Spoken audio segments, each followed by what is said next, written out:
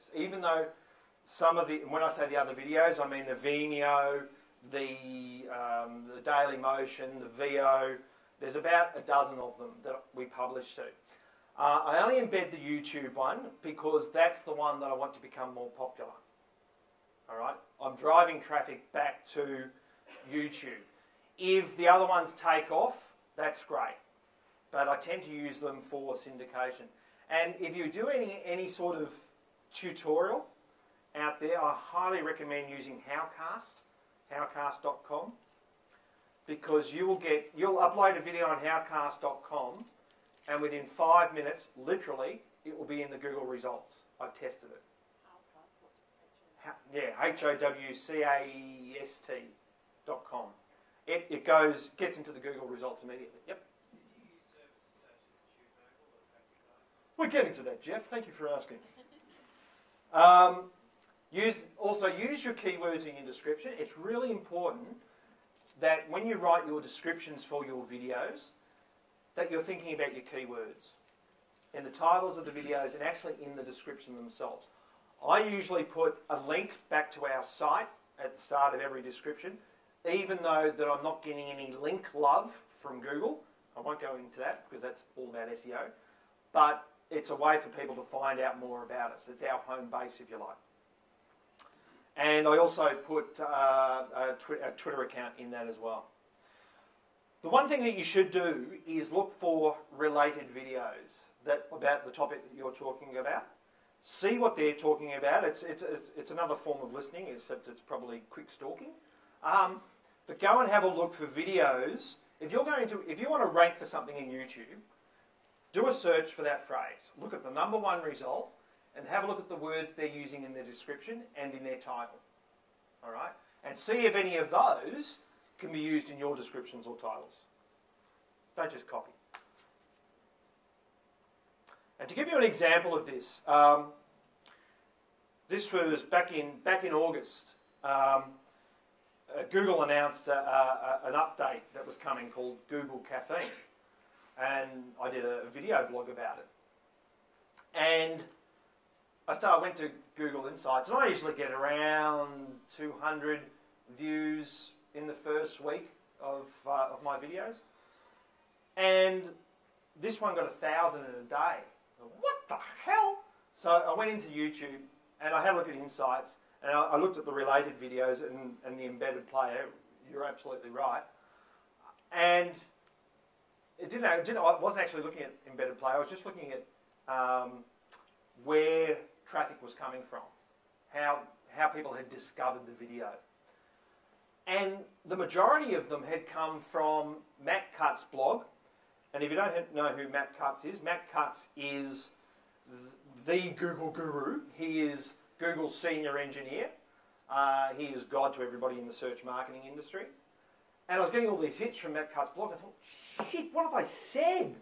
And, like alerting Google to your presence as an SEO company is kind of, geez, what's going to happen now? And I was getting all these hits from Mashable, which is an amazing site for technology news and those sorts of things.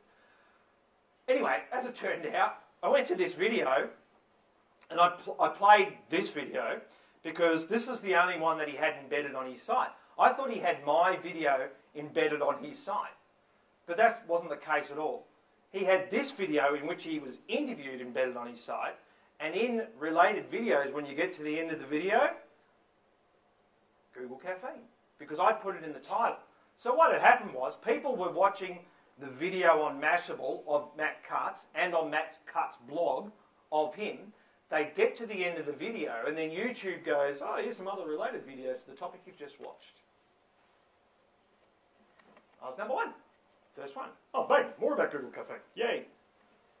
So it's really important to, like blogging and like all these other things, is to get involved in YouTube's communities, get involved in befriending people, get involved in subscribing to other people's videos, watch other people's videos, and comment on other people's videos. One of my most trafficked videos, #1 is me mucking about with magnets and a free energy experiment in my shed. using lemon juice and magnets and zinc. Number 2, I think, is me making a balloon animal. Number 3 is probably Google Caffeine, actually. And then, number 3 and 4 is probably me talking about censorship. And the reason those censorship ones got so much traffic was because I went and commented on other people's videos about censorship as well. In case nobody knows, the government's actually, and the government before, is trying to censor our internet, which is a very bad thing, which I won't go into. Now, Laurel already touched on some of this, but I'll just quickly show you what that looks like up a bit closer. So we can see here, Matt Cutt's blog, all of a sudden I started getting traffic from. And you can see here these spikes, and this is a great tool that Google gives us.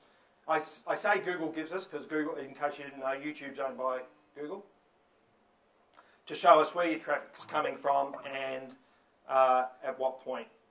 So you can start to get a feel of the sorts of things people want to watch, basically.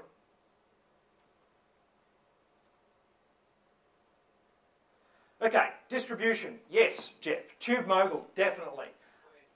Sorry? Oh, you look like Jeff. Oh my God, you could be his twin brother. Do you know Jeff? No, well, I thought he was up there. The Tube Mogul is one of the best tools out there. Just when I was thinking, what would be a great business idea is if we could get a site together that allows you to publish your video off to. Oh, here's one. Tube Mogul does that. It allows you to publish your video multiple times to multiple video sites. It's fantastic. It's free. HeySpread. Has anybody here used HeySpread? I used it when I first started out, but I don't use it that much anymore. The only thing that Tube Mogul won't do is Facebook video. HeySpread will do Facebook video, but it won't do a bunch of the ones that Tube Mogul will do. So I'm still manually uploading to Facebook, the video. But I get marginal amounts of views, probably 20 to 30 on the other sites, per each. But YouTube is still the main area where people come and watch the videos. Has anybody here heard of Skleepo? Skleepo, it's another video site. Anyway, it's a really popular video site among some people. Just not this room. Skleepo, S-C-L-I-P-O. And I did a video blog about Twitter. It was probably about a year ago, something like that. And I posted it to their site as well. And they said to me, "This is great. We had no idea what Twitter was. We were just thinking, oh no, not another bloody thing we have to connect to." He said, we've taken your video and put it on the front page of the site because now we all understand what Twitter's about. Video just tends to cut through a bit. I mean, there was probably 1 million blog posts they could have read about Twitter that were better than my 5-minute video explanation of it. But it just cuts through. And of course, make sure you get your RSS feeds out there. Sometimes I will regularly go and Google the title of a video that I've published just to see what's out there. And I'm always amazed and surprised at the results that come back, because quite often they're from sites I've never even published to or heard of, and yet my video is embedded there.